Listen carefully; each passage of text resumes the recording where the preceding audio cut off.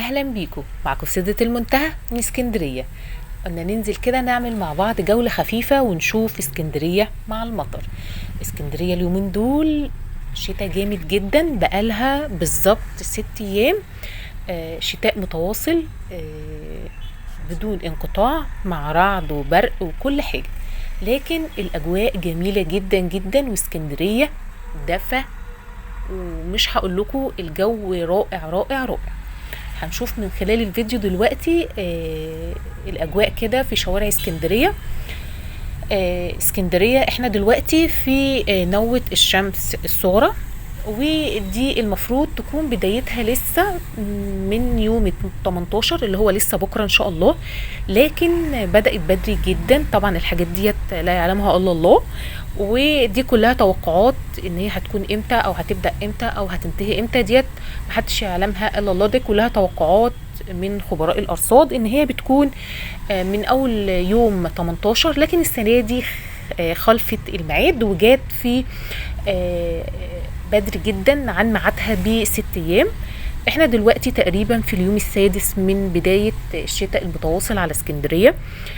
شتاء جامد جدا ليل نهار بدون انقطاع، يمكن انقطاع بسيط بس يعني لحظات، يعني ممكن نص ساعة بس وبعدين تبدأ تاني سيول كتيرة جدا، لكن الجو دفى.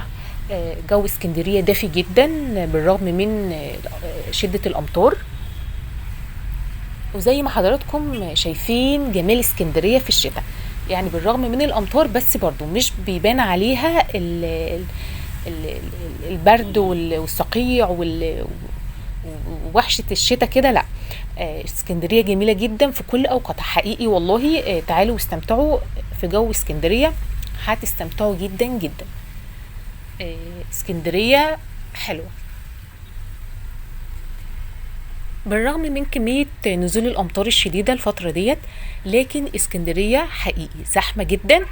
هنشوف من خلال الفيديو دلوقتي كمية العربيات وازدحام المرور في اسكندرية، وكمان زحمة الناس. زي ما بقول لحضراتكم ان اسكندرية في الشتاء ما فيهاش اي صعوبات، مش يعني المطر فيها تقيل جدا وجامد، وكمان مش شتاء بس، بيكون فيه برق ورعد وكل حاجه، وكل الظواهر اللي بتحصل في الدول الاوروبيه بتحصل في اسكندريه.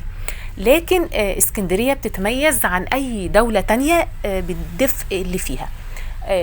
اسكندريه بتكون دافيه جدا في تحت المطر، وكمان الاستمتاع بجو اسكندرية حاجة جميلة جدا أثناء نزول المطر. تعالوا واستمتعوا باللحظة ديت بجد والله، يعني هتعيشوا أحلى أجواء وبأقل التكاليف. اسكندرية طبعا كلنا عارفين إن هي جميلة جدا بأسعارها، وكمان مدن يعني أحسن من أي مدينة ساحلية بتكون فيها الأسعار رخيصة شوية. اسيبكم بقى كده شويه مع صوت المطر، وكمان تشوفوا مع بعض كده الاجواء الحلوه ديت، وما تنسوش تدعموني بقى بالاشتراك في القناه لو اول مره حضرتك تشرفني، وبلايك علشان الفيديو يترفع اكتر واكتر.